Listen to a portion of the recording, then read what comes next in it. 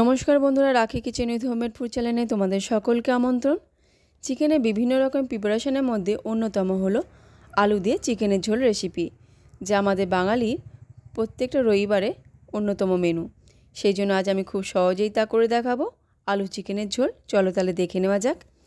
আলু চিকেনের ঝোল বানানোর জন্য প্রথমে ওভেনে একটা কড়া বসিয়ে দেবো। তারপর কড়ায় তেল দিয়ে দিলাম। তেলটা গরম হয়ে গেলে দিয়ে দেবো 4 টুকরো করা আলু, সামান্য নুন ও হলুদ। আলুটার টুকরো একটু বড় সাইজ থাকলে ভালো হয়। এবার আলুটাকে হালকা লাল করে ভেজে নিতে হবে। আলুটা আমার ভাজা হয়ে গেছে, এবার একটা পাত্রে তুলে রাখবো। তারপর ওই তেলেই দিয়ে দেবো 3টি মিডিয়াম সাইজে পেঁয়াজ কুচি। পেঁয়াজ লাল লাল করে ভেজে নেব। পেঁয়াজ ভাজার সময় দিয়ে দেবো পরিমাণ মতো হলুদ গুঁড়ো, লঙ্কা গুঁড়ো ও নুন।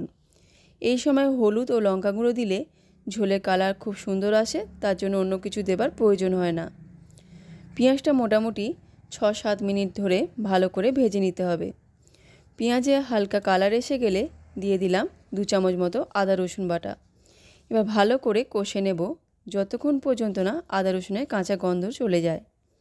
দেখো আদা রসুনটা ভালো করে কষা হয়ে গেছে, তেল ছাড়তে শুরু করে দিয়েছে।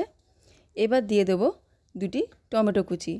আবারও 4 মিনিট ধরে ভালো করে কষে নেব যতক্ষণ না পর্যন্ত না টমেটোটা গলে আসছে।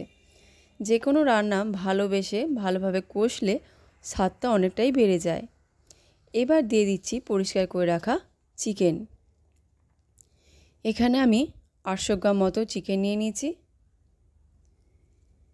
3-4 মিনিট ধরে বেশি আঁচে ভালো করে চিকেনটাকে কষে নিয়েছি। এবার তাতে দিয়ে দেব 2 টিস্পুন মতো ধনে গুঁড়ো। চিকেন রান্নায় ধনে গুঁড়ো দিলে তা সহজেই হজম হয়ে যায়, কোনো অসুবিধা হয় না। আবারও কষে নিয়ে আঁচ কমিয়ে ঢাকা দিয়ে হতে দেব যতক্ষণ পর্যন্ত না চিকেনটা নরম হয়ে আসছে। মাঝে মাঝে ঢাকা খুলে নাড়িয়ে দিতে হবে, নইলে নিচের দিকটা পুড়ে যেতে পারে। দেখো জল ছেড়ে দিয়েছে।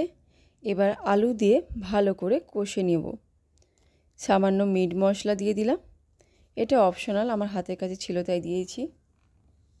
এটা না দিলে কোনো টেস্টের ডিফারেন্স হবে না। আবারও মিনিট 2 আলু দেবার পর কষে নিতে হবে। আলু দেবার পর কষে নিলে ঝোলেতে আলু খেতেটা খুব ভালো লাগে। তারপর দিয়ে দেবো পরিমাণ মতো গরম জল ও 4টি কাঁচা লঙ্কা দিয়ে ফুটতে দেবো।